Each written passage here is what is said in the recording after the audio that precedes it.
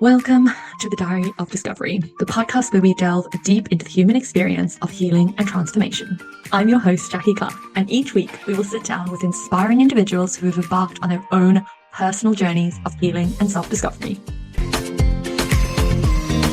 From overcoming trauma to navigating life's challenges, our guests share their raw and honest stories, offering insights, wisdom, and hope to all who tune in. So grab your favorite cup of tea, find a cozy spot, and join us as we uncover the power of resilience, courage, and the pursuit of authenticity.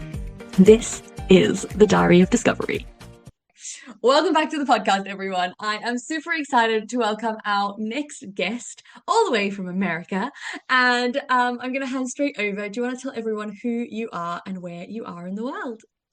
Absolutely. Thanks for having me. Hi, everybody. My name is Aria Diana. I'm a relationship coach based in the San Francisco East Bay area, and my work really focuses on supporting people practicing non-monogamy and polyamory to help them develop nervous system regulation skills and communication and confidence to relate in more conscious, authentic, and intentional ways. Amazing. Oh, I'm excited for this conversation already. It's going to be good. So, we always start, always, by going back to your moment of healing. And like, what was it for you? What happened? When was it? Like, talk us through that starting point of you becoming this person. Yeah, well, I feel like there's so many moments, but I think the place I could start the story from is back when I was living in New York City in my 20s, and I really discovered my own queerness for the first time and began to embrace it. I think it really began in an ayahuasca ceremony, actually, in upstate New York, when I realized how much shame there was in my body that I had inherited from living in a culture that told me that relationships are supposed to look a certain way, that they're supposed to be with men, that they're supposed to be monogamous. And yeah, I think I had spent so much of my 20s really trying to find satisfaction in a relationship with male-bodied partners. And I always felt like something was missing, and there was blame and guilt, I think, that I was carrying, and all of these inherited stories about what love was supposed to look like and who I was supposed to desire. And that ceremony really kind of blasted the lid off of what was possible and showed me that the universe is queer and that I belonged no matter how I wanted to relate or who I wanted to relate to. And it was the beginning of learning that I didn't need to shrink my desires, and really gave me permission to start exploring my sexuality and really trusting my intuition. And yeah, really began exploring desires beyond a monogamous framework. And there was so much healing that came after that. But I think that initial series of plant medicine ceremonies with indigenous medicine really was the moment where I, yeah, felt a lot of self-acceptance for the first time around these parts of myself that I had kept hidden for so long. Wow, that's incredible. How long ago was that? I think that first ceremony was in 2010, so about 15 years ago. So it's been a long journey, and I've learned so much about myself and how I want to move through the world since then. But yeah, an absolute honor to sit with that medicine, and if anybody has the opportunity to, sit with somebody who holds that medicine in a good way, I would absolutely recommend it as some deep, deep healing, like 10 years of therapy in one night. That's so incredible. I always like to get this gauge of like how long it's been, because healing is never like an instant thing. Like you might shift something in a moment, but there's always emotion and pattern and behavior and everything that comes with it that then needs to shift after the fact. So it's always Yeah, nice to be able to ask that question of like, how long has it actually been for you to go from that person to this person and to walk that journey? Because I think a lot of people are put under a lot of pressure really like quickly to get through the thing and just be like be done with the thing and like get to the other totally. end. It doesn't really work like that. Like Yeah, there's I way think our more to culture it. is like so, productivity focused. It's like do the healing, move on, do more, be more. And I think I always think about healing as a spiral. Like we come back around to the places that need more healing, and it's like we're not going back to the same place, but we're really, yeah, circling back and like raising. Yeah, exactly. Mhm. Yeah, absolutely. I think about it the same way. I always like there's always this moment where you'll come back to the same core belief but at a higher level, the same Mhm. like the same belief stream and Yeah. whichever stream it is, normally for a lot of people it's self-worth, but it'll just be at a different level every time. But actually, the core of the Yeah. belief is still the same. Like it's still the thing that you're fighting with. But I do Yeah. like that spiral thing of like it's just a higher, bigger like expansion of the thing that you're trying to, you know, achieve if we use you know, success focused language, but be Hmm. if Yeah. you Totally. Yeah. Those core wounds are deep and old and require, yeah, healing from a lot of different angles and patience. Yeah. I think patience is a good thing to have on the healing journey. Doesn't happen overnight. Oh, absolutely. Yeah, 100%. So when you were going through this, obviously, like you had this moment and you unlocked this sort of like instant healing, and then you had to come back into your everyday life and all of the systems and the structures and the people that were there before. What did you have to like learn about yourself to then start actually making that change? Yeah. Yeah. So much. I mean, I really had to embrace all the parts of myself that I had been trying to hide, my queerness, my sensitivity, my desire for more than one relationship. Yeah, and at first these felt like liabilities. Like I was afraid they would be too much, that I was going to be abandoned, that, the partner that I was with wasn't going to understand. But I think, yeah, it was like it really cracked open a new way of relating that required me to stand in my truth and my authenticity and be able to hold steady when I spoke that and ask for what I wanted and needed. And not everybody was able to come along on that journey. There were people that definitely didn't like that version of me and wanted me to stay small and quiet and palatable. And it required making a lot of really big shifts. It's like, there's that quote that's like, the healing's going to cost you your old life. And it's absolutely true. I think there was so much that had changed internally through these series of plant medicine ceremonies, and they really required me to make changes in the external world. I moved out of New York City. I quit my job. My partner and I spent a year traveling around the United States trying to figure out how we wanted to live and where we wanted to, yeah, how to live in alignment after having all of these huge realizations. And it took a really long time and a lot of seeking and building new community and doing, deeper levels of healing. And it's been a long, confusing journey that we didn't have a map for. So it was a lot of kind of grasping around in the dark and, feeling into things and really learning to trust my intuition. Mm, absolutely. Something that really, like, really, really hit me when you said was being palatable to other people. Like, I think that it's a thing that we're taught, especially as women, to be as palatable as possible and not upset too many people or be too much of anything or, you know, say the wrong thing or do the wrong thing or dress the wrong way or there's so many layers of that concept of being palatable to the world. Yeah, so And many I think the more, expectations. yeah, there's so many expectations. I think the more that we, as this kind of like newer generation, actually question, even if we don't change, even if we just question, it gives the ability for the next generation to change. Yeah, yeah, absolutely. It's like we stand on the shoulders of the people who came before us. And yeah, I mean, I think about, The Ethical Slut by Dossie Easton. That book was like a moment where I was like, oh, I'm not alone. There is someone else who thinks the way I think. And I think the more, yeah, we can feel empowered to take up space and question everything we were taught about what relationships are supposed to look like, how we're supposed to, move as women, as people socialize as women, and really yeah, take up more space than patriarchal culture wants us to. I think it's a gift to everyone around us. Yeah, definitely, definitely. Now, I can almost guarantee, as you were going through this journey, that it wasn't always easy. I can almost guarantee that there were hard moments. And I know you've already said, obviously, like some relationships, didn't sort of survive through. And I'm guessing that those would be friendships as well as romantic and, like a broader kind of spectrum. But were there moments where it was just really hard and you were just like, what am I doing?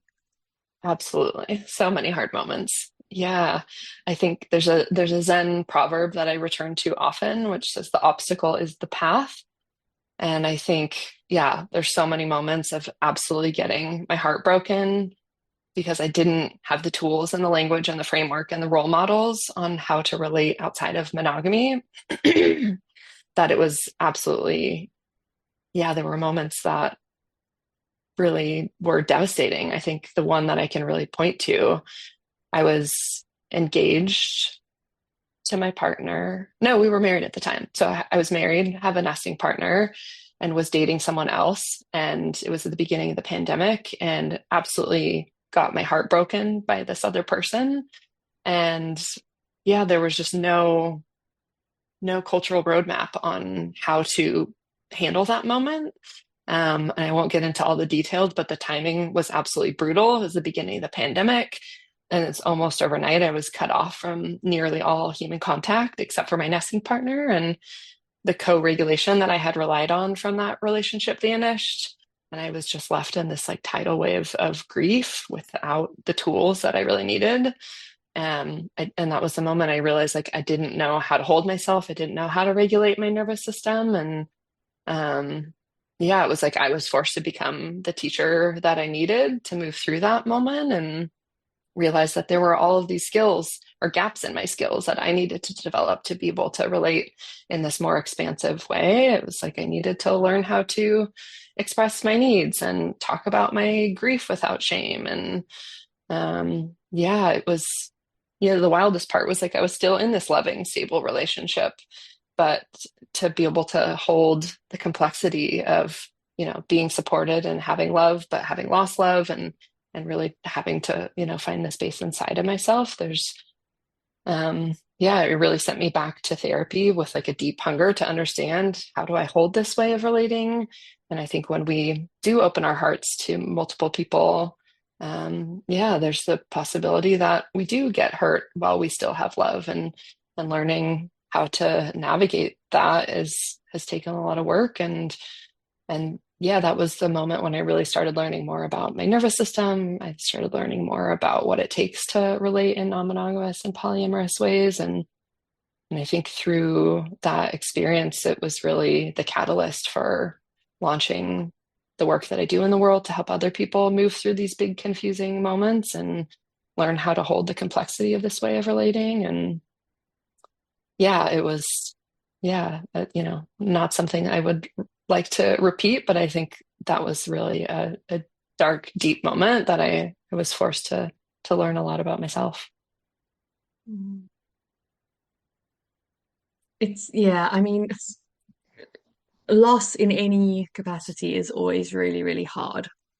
Like it's a really, really tough thing. But when you add in that level of shame and like so many of the guests that I've spoken to say that it's actually the shame that causes more of the issue than anything else because it causes us to not talk, it causes us to not relate, it causes us to, not actually say what we desire or like go through that process because we feel like there's something wrong with what we want or how we're dealing with it or what that looks like. And I think like that's very much down to that construct of the world that we live in and what has been Yeah. deemed acceptable or not acceptable when you are going through, certain things. And like I'll always think of so we had a lot of loss in my family when we were going through like when I was going through my depression. And I remember somebody saying to me, when I'd lost a family member, like at least it wasn't an immediate family member. Mm. Like at least it wasn't your mom or your dad type of a thing. And I remember just being really perplexed by the comment and just being like, I don't get how that makes it different. Like it really doesn't. And then feeling like actually, well, maybe I am grieving too much. Maybe this isn't right. Maybe something is Mhm. wrong here. And just like sending myself down this completely opposite path that then led to depression, Mm. led to like so many other emotions creating because I went from feeling my emotions to shutting them down because I was like, these aren't safe emotions. These aren't what I should be like. This isn't how I should be feeling this. And it's such an interesting thing when you go through that process because it makes the whole journey so much harder. Like Yeah. rather than just feeling your feelings and going through and just experience it how you need to, you Mhm. have this whole other layer that you've got to try and like navigate through. So yeah, hearing you talk about that shame as well, like I think that it's such a key thing for people to hear and understand and know that like nobody can dictate how you do this. Nobody can dictate your healing or how you feel your feelings or I know you said earlier like you had to accept like how sensitive you were. Like nobody can dictate whether you're allowed to be that or not. Mhm. Yeah, I think that's, yeah, the shame piece is such a big part of it. I think, yeah, there's part of me that didn't have other people who were practicing this way of relating who thought it was shameful to have multiple partners and was still so new on my journey of exploring alternatives to monogamy that it was like, yeah, it didn't feel safe to share. So it was kind of like feeling isolated in that shame, not knowing who to reach out to, feeling like if I shared with someone, they were gonna, yeah, like what happened to you, like they were gonna make me feel worse. And yeah, I think when we feel alone in these big feelings or like we shouldn't be feeling them, I think that's what makes them so hard. And so we like ignore them and push them down. But I think, yeah, the practice is really like learning to befriend these feelings and invite them in for a cup of tea and, be like, what do you need? How can we move through this together? And yeah, I think it's so easy to want to expedite the healing process and just, push down the emotions. And I think that's when things can get stuck or it takes a really long time to heal. And I think, yeah, it took me really years to move through the heartbreak of that and that grief because I had no support and really just wanted to pretend like it hadn't happened and really got stuck in a dark place for a long time. It's yeah, I mean it's emotions are hard. Like Yeah. literally, emotions are hard. I think everyone needs to just hear that and know that they're doing well because emotions are hard, especially when you're Hmm. going through big things. So I guess Hmm. like I always want to know from guests, like as you were going through this and you were getting to know yourself more and you were kind of establishing who you were and like coming back to yourself and like showing your true self, like what was your biggest like outlook change in the world? Like what did you realize was not true or was true or was different as you were kind of going through this journey?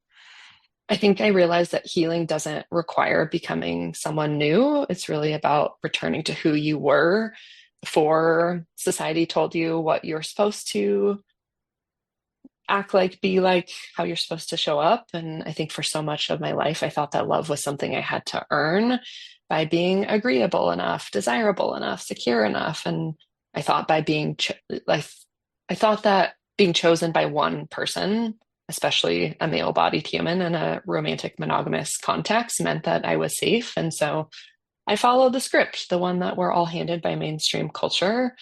It's often called the relationship escalator, where we meet someone, we date, we fall in love, we move in, we get pets, we get married, have kids, and merge our lives completely and live happily ever after. And I think this model is so structured and normalized that we don't even realize that this is just one option that we have in terms of how we want to relate. And it's deeply rooted in heteronormativity and mononormativity, which is, if people haven't heard that word, it's the assumption that monogamy is the only or default way. And it's, based in capitalism and Christianity, and often glorifies enmeshment and codependency while leaving very little room for creativity and fluidity and genuine autonomy. And I realized that I really wasn't thriving on that relationship structure. I was really contorting myself to stay in it, and afraid of what it meant if I stepped off of that, culturally accepted path. And I think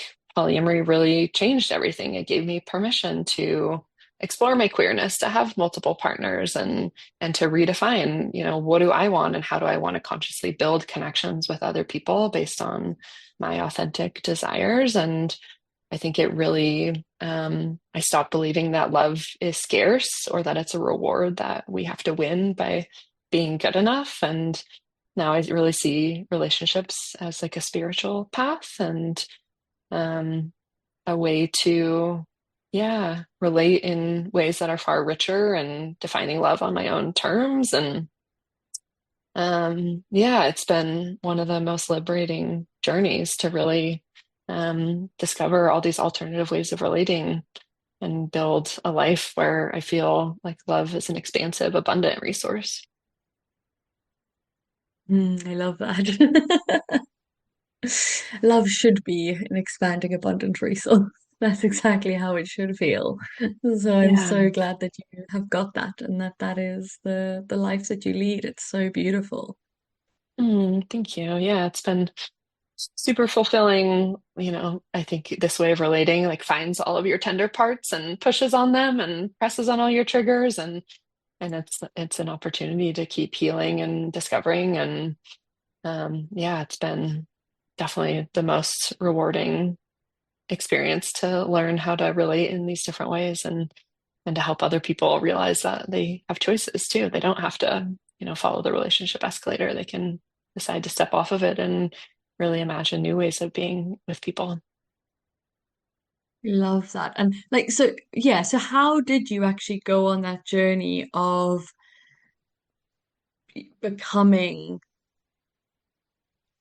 like the work that you do now? Like, how did you actually sort of go on that journey? Was it a very natural progression, or yeah, tell me about it. Yeah. Yeah, it's funny. I think the work really found me in some ways. I think so. It was like I went through that. Actually, it was before I went through that breakup. My nesting partner and I, early days of the pandemic, decided to do an Instagram live where we just shared about our relationship journey and what we had learned and how we were structuring our connection. And the sole purpose was really just to share with, our community. And so many questions came out of that discussion. So many people started reaching out and asking for help and telling me that they were, just starting on that same path. And that was really, planted the seeds that there is a need in my own community for more support, for more conversations, for more community around alternative ways of relating. And yeah, and I began to think like, okay, what would it be like to really step into this path and show up as, to help other people learn how to navigate this. And I was still working a job producing events and community retreats. And yeah, I started dreaming about really stepping into this work, and went back and got a bunch of different certificates on around trauma-informed therapy. Um, and yeah, I think I really just finally gained the confidence to leave the corporate world behind and start my relationship coaching business in early 2024. And it really began with a desire to create an online group space for people to come together to realize that they weren't alone in their big feelings, to move through the shame, to develop skills together, and connect with other people who are on a similar path. It was everything that I wanted a decade before. Um, and I think, the way I see it is my job isn't to teach people a certain way of relating, or, there's no one right way to do non-monogamy, but really to remind people that they have choices about how they want to build connections and learn to relate from a place of wholeness that honors their unique desires. And Yeah, so that's really where it began, and it's, continued to evolve with different offerings. And I work now more one-on-one with a lot of folks, with couples, with triads, with polycules. And I thought my clients would all be based in the San Francisco Bay Area, but been getting a lot of calls from all over the world, and it's really beautiful and exciting to me to see that alternatives to monogamy are really flourishing around the world. I think so much of monogamous culture actually can lead to harm because people don't realize that they have choices. It's like we're either monogamous or there's infidelity. And I think infidelity happens when there's shame, when people feel like they can't speak their needs out loud, when they don't realize that they have choices. And so my work is really helping people understand, like, if you have desires beyond what you're taught, like, let's talk about them and let's figure out safe ways to move to help you get more of your needs met. I love that. That's like it's so amazing. And I think one of the really, really amazing things about the world that we live in now is this ability to be able to connect with people all over the world, be able to relate with people all over the world, be able to have that find that community of people that are like you. And it doesn't have to just be in your small town that you live in. Because Yeah. I think that that was one of the really big problems with, you know, if I mean, you go back before the internet, like not even that long ago, and people were really stuck in, if they didn't fit into the town that they came from, it was really hard to believe that they fitted in anywhere in the Yeah. world. And actually now you can have a whole online community of people who are across the world, across the country, nowhere near you, who are going through the same thing, who can be online, can be talking, can be helping, and just going through that process together. I think that it's something so, so empowering. Again, I think especially for women to be able to start their own businesses, build their own income streams, have their own stability, and really go out and have a positive impact on the world. I think when you look at the statistics of business and you look at the amount of money that gets given to charity, the amount of good that gets done, like there is a disproportion in the fact that women do better things with money than men. Like it just is.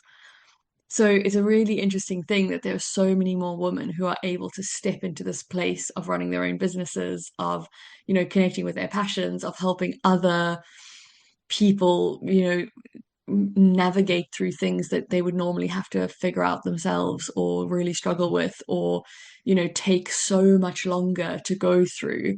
Like one of the things I always say to people is, I just want to make the journey quicker for them. I don't want them to have to take, a decade and a half to get to the same conclusion I did. I want them to be able to just fast track that process and get to the good stuff like as soon as possible. And I get a real feeling that like your community has that same sort of desire in, actually, we don't want people to just sort of struggle and try and figure this out by themselves. We want them to be able to have that safe space, ask the question, have those like role model relationships of other people who are doing it. Because I think that's a really big piece that's normally missing when you go outside of the kind of norm and that like escalator, is that there's no actual role model of what this looks like. Because for most people, they would have come from parents who are, you know, male and female, married, have been forever. Like, there's a very, as you said, structured way of this being. I think it's Yeah. really like amazing that you are creating this space for people and going through this process and actually helping people just find their footing in this space and kind of go through. And I guess like I always, yeah, like what would your advice be? Like if somebody's listening to this and they're like intrigued and they're like, oh, maybe this is me. Like maybe I shouldn't be in a single person relationship. Like what would your advice be? Where do they start? Yeah, definitely. Well, I think, just to go back to what you just said, I think so many of the people who call me live in small towns and they're like, I have no one that I can talk to about this. My monogamous friends tell me I should go back to monogamy, and that's not helpful. And they're trying, well-meaning, but um, yeah, so I think finding someone that you can talk to who's gonna validate your experience, who's gonna help you know that you're allowed to want what you want, even if you've never said it out loud, even if part of you is ashamed about it. If you're curious about different ways of relating, whether it's not monogamy or queer, exploring queerness or kink, or just wanting more connection, like you don't have to figure it all out alone. It's not something to fix, but it is something to get honest about and really check in with yourself and breathe into. And so I think that would be my invitation is like find a trusted person, someone who, can hold your truth without trying to fix you or change you, and practice revealing yourself in ways that probably feel scary, and seek out communities online and find other people who are questioning these cultural norms and getting curious about alternative ways of relating. And I think that's how it begins, is like really getting clear with yourself that like there is a desire to relate in an alternative way. And I think a lot of people who contact me have tried to do monogamy and have not done it well and have hurt people and are like, I don't want to do that anymore. I want to be honest about who I am and what I need. And that's hard. Not everybody is probably going to be able to go on that journey with you, but I think, the more that you can get clear on what you want and honoring that like your longing and your desire isn't wrong and it deserves a voice. Yeah, I think it's like it's not about forcing yourself into a new relationship model. It's really about becoming more honest with yourself about who you are and accepting the parts of you that maybe you've pushed away or that you've shamed. And I think from that place of more honesty, you can really begin to relate with more confidence and clarity and care. Amazing. I love that. I love that. When you went on this journey yourself and you were navigating this process for yourself for the first time, were there any like questions that kind of stuck with you that you could think of now that really helped you down the right path? Mm. I mean, I think the biggest question was just like, what do you actually want? And for me, it was like, I want relationships with people of all genders. And how do I, how do I do that? And monogamy wasn't the answer. So I think really, yeah, learning to figure out like, okay, well then what are the alternatives? And really seeking out, these, kind of smaller marginalized communities of people who had found alternatives to relate to meet their needs. I think when I moved to San Francisco Bay Area, which to me feels like the heart of polyamorous, non-monogamous culture, I found all of these people who were practicing different structures. And when I lived in New York and Los Angeles, I hadn't realized that there were other people that were really, yeah, creating alternative structures to meet their needs in this way. And to be in community with other people who are questioning things and coming up with their own relationship scripts has been so empowering. So yeah, I think like find community. That's like my number one piece of advice. Like don't go it alone. I think, yeah, shame breeds in isolation. And the more that we can find other people who can validate our experience and be like, oh, you too, and like you're also struggling with this. Okay, great. It like gives us confidence that we can get through it and that we can find solutions. Absolutely. Yeah. Okay. I love that question. I love that. I think it's so nice for people when they listen to the podcast to have something that they can, take away that they can ponder on if they really connect with what we're talking about. I think it's really good for people to actually be able to spend some time just starting that exploration. So thank you so much for sharing that. I think that that's amazing. And final question that I always like to ask is, what is your next level of healing? So we said that this is a spiral. We said that this, it comes around in different ways. And what does that look like for you at the moment in the world? Yeah. So I turned 40 last month, and something shifted when I feel like I entered this, fourth level of life.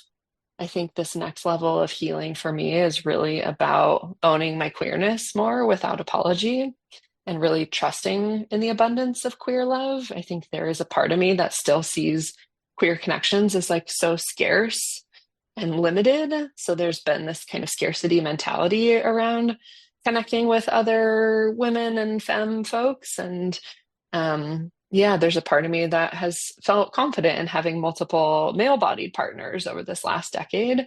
But something about, yeah, there's been a scarcity around thinking that like, oh yeah, queerness is so scarce and rare. And yeah, so I think this next decade really is about more queer joy and more self-expression and finding relationships that really meet me in the fullness of who I am. And yeah, really expanding into new levels of connection without that guilt and shame. And yeah, I think, yeah, there's a part of me that has, yeah, been, quieter about my queerness. And it's interesting. I feel like there is more cultural acceptance around queerness than there is around polyamory. But I think realizing that these are two kind of marginalized identities that I hold, and figuring out how to really find acceptance around both of these aspects of myself and share them in a way without shame or apology is definitely kind of where I'm at and what I'm working on healing.